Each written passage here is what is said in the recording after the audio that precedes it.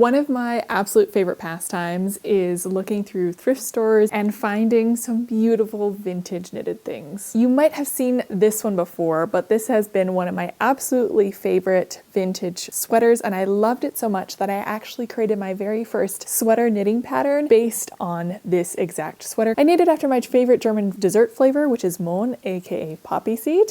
My enthusiasm for vintage knits has definitely not declined. Over the past few months, I have been thrifting quite a few more pieces, and I thought that today would be fun to go through some of them and look at some of the unique bits of their construction, their planning, their design. I found some really cool stuff that I think you might be interested in too. And there's one in here in particular that is very suspiciously familiar. But before we jump into the first sweater, I wanted to share something I've really been enjoying lately, and honestly for a long time. I've been playing this for years now. It's a mobile game called June's Journey, and it's a sponsor of today's video. It's this beautifully illustrated hidden object mystery set in the 1920s. You follow June, the main character, as she works to solve her sister's murder, and along the way you uncover so many layers of family secrets.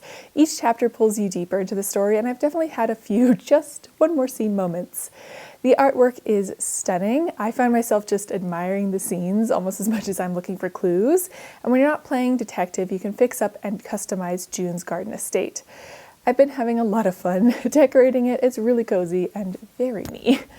You can play on your own, or if you're feeling social, you can also join a club and take part in special competition, which is a nice little extra, though I tend to be a little bit more introverted and play on my own. And if you want to check it out, June's Journey is totally free to download. Just click the link in my description or scan the QR code on the screen. It's available on iOS, Android, and on PC.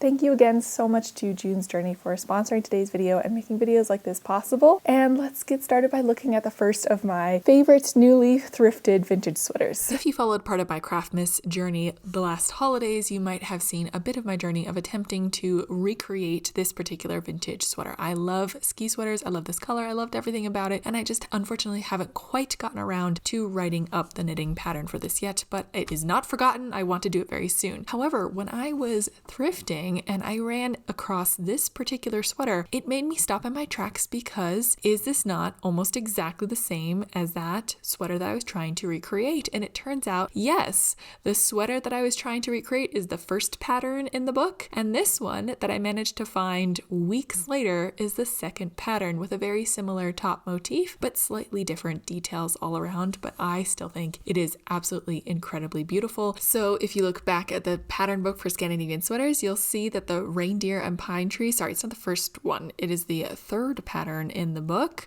which is the one that I was attempting to recreate for Craftmas, is right there, looks very, very familiar. And the pattern for the sweater that I'm wearing is just called reindeer, and it is actually the first pattern in the book, but there is a slight difference. Look at the border at the bottom of this pattern and look at the one that is actually knit into my sweater. I feel like they shortened the top bit of it, which I personally agree with as a design choice because I like this a lot better. I was actually looking through the pattern book and I really liked the first sweater design for the reindeer, but I didn't want to knit it because I didn't like the details on the bottom, but I like this edited version. So it makes me wonder if this was a particular choice by this knitter to change the pattern at the bottom, if there was a different version that had this shorter pattern design, or why this design choice, or who made this design choice. I feel like I know why, because I personally think the aesthetics of this one is nicer, so I like it. I think it's another one that I want to recreate, but I don't know where I can find all the time to do all of this. So then imagine my surprise when a few weeks after that, I came across this sweater online, which,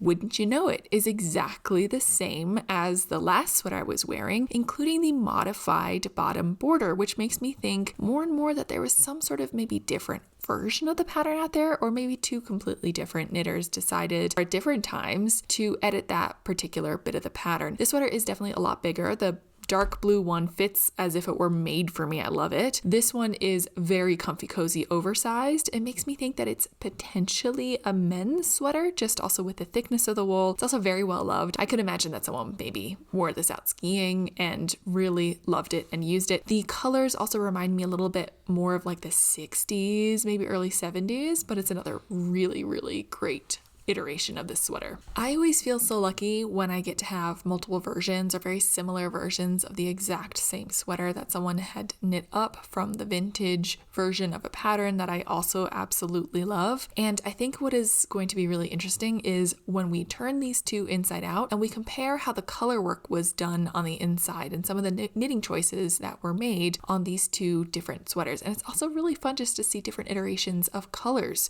chosen for these two sweaters that are from the same pattern. Let's begin by looking at the dark blue sweater from the inside. This color work looks honestly machine made. I feel like just from the evenness of the stitches, the tension, the way that they caught the floats, it looks so precise. The knitter who knit this, I am amazed at the technical ability. I mean, there's bits and pieces that, you know, maybe someone was distracted or wasn't fully paying attention, but I love that a bit about all of these vintage sweaters is I feel like you have life encoded in the designs. Life is messy and full of mistakes, and I love that we sometimes see a physical representation of it. Now, here is the inside of the brown sweater, and this particular knitter decided to use an intarsia technique, and they wove in and cut the string at the end of each row in the lusa pattern or the lice pattern of the body of the sweater. And here you can see again, we're looking kind of at the intarsia techniques where the reindeer are, which I think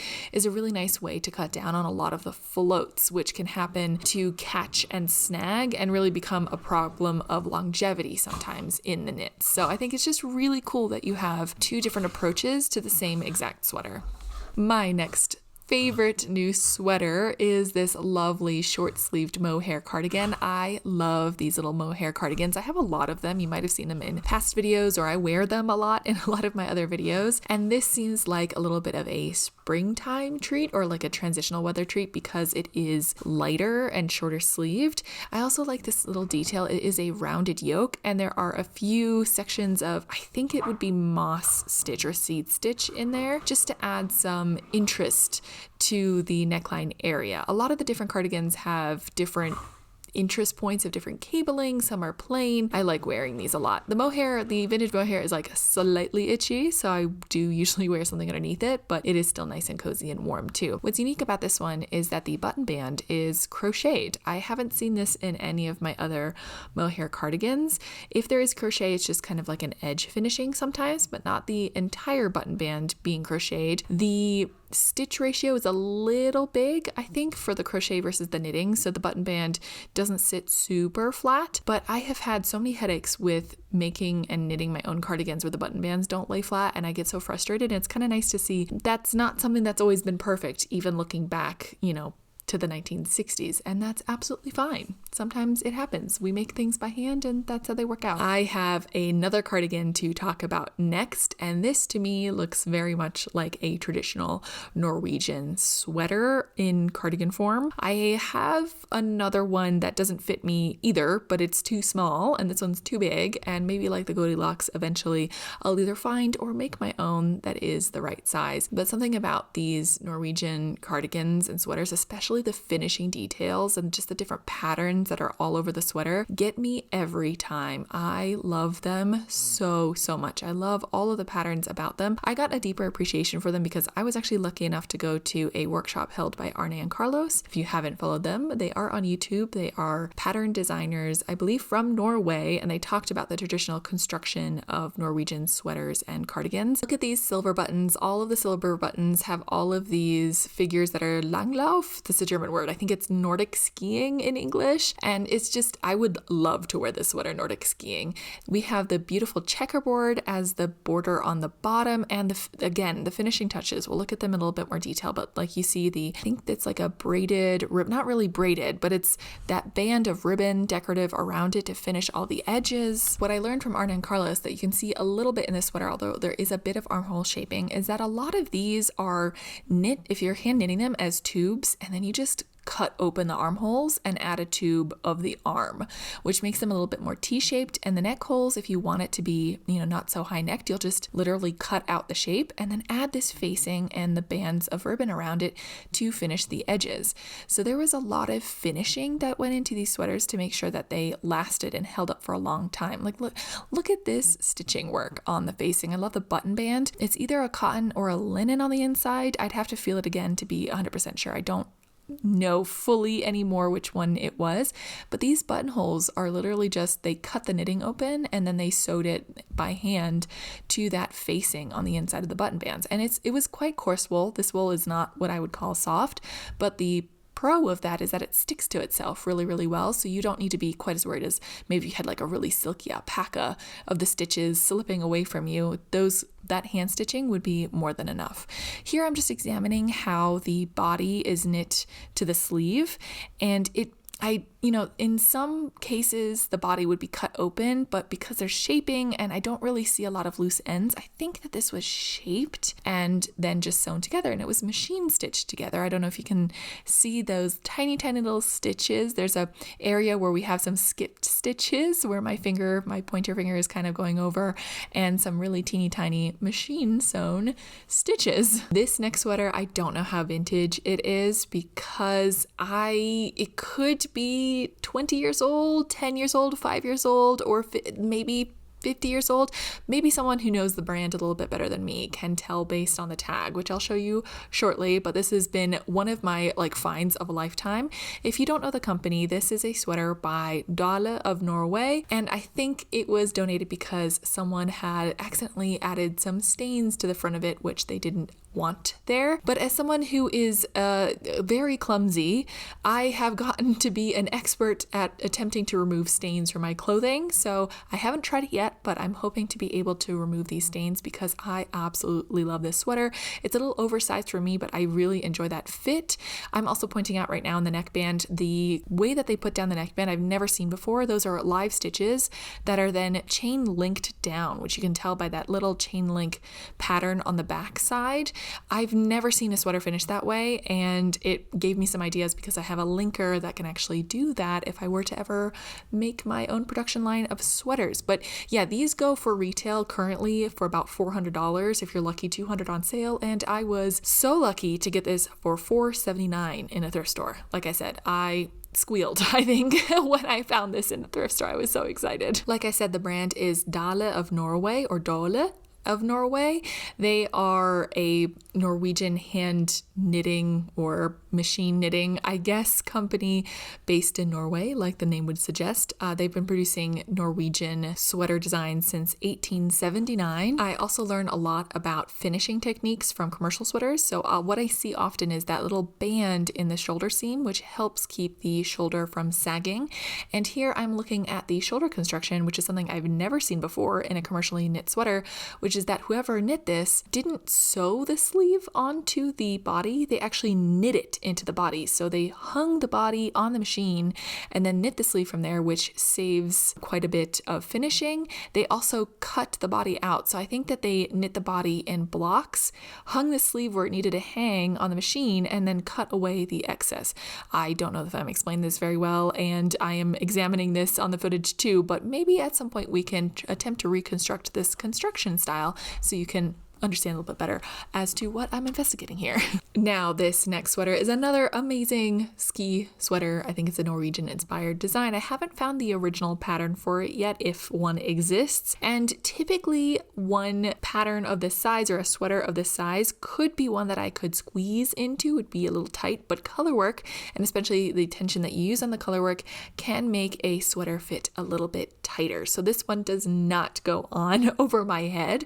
I love the color on this contrast though. It shows up as a very cherry red on camera, but imagine adding like a hint of neon into it in person. It's like this very, very vibrant red that almost feels like it could glow in the dark. I love these happy, cheerful colors that are in some of these vintage designs. I think I don't know, in my mind, I don't associate like neon vibrant colors with vintage patterns sometimes. So it's really fun when I find sweaters like this. I also just love that cream contrast color. And again, I'm going to be turning it inside out to take a look at a little bit of the color work techniques and the construction techniques used in this sweater. So very typical from what we saw. We're catching a lot of floats. We're trying to stagger the catching of our floats, because if we catch them right on top of each other, what's going to happen is that we're going to get some dots showing on the right side of the work. I've noticed some cut threads, so I think I have to handle this a little bit more gently. I don't want anything to unravel. It's definitely tight in the tension of the color work across the chest.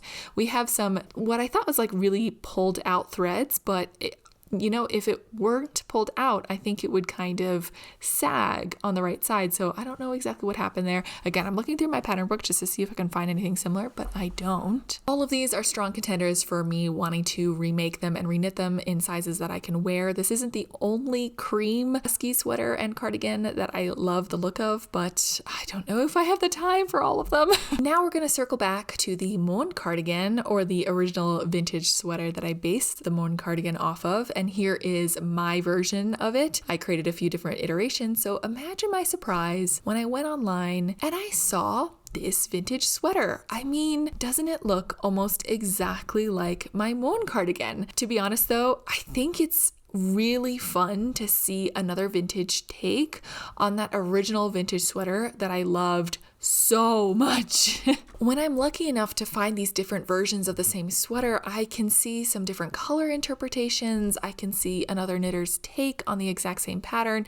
Here I'm pointing out another reason why I tend to want to reknit my vintage sweaters that I like the most, because a lot of them can come with damage and I don't want to damage them any further. I want to preserve them a little bit better. I think on this one, the knitter knit the collar a little bit longer. The button band is very, very similar, almost exactly the same as mine.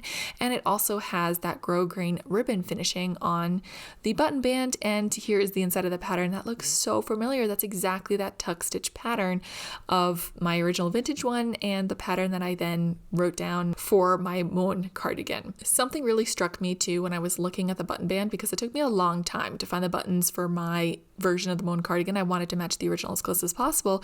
And that is that this brown/tan version has almost exactly, I think they're exactly the same button as the gray version, just in a matching beige. So I was floored. I was absolutely floored to find this sweater. I've had a few moments of kismet maybe with my vintage pattern searches and my vintage knitwear searches. I have managed to find vintage versions of patterns I'm recreating more than once, but it never ceases to amaze me. I'm always just astounded and amazed, and I feel so lucky that I get the chance to recreate them, love the patterns and the sweaters as they are, and hopefully keep them safe and loved and maybe recreated for you all to knit on as well. One thing you might be saying to yourself is, hold on a second, all of the sweaters that you just showed us are very, very winter appropriate, and we are going into spring and soon summer, and you're talking about recreating some of these patterns. Won't that be too hot? And yes, that's the case. I am hoping to continue to write up winter patterns, but I do have these other vintage sweaters that I own and love,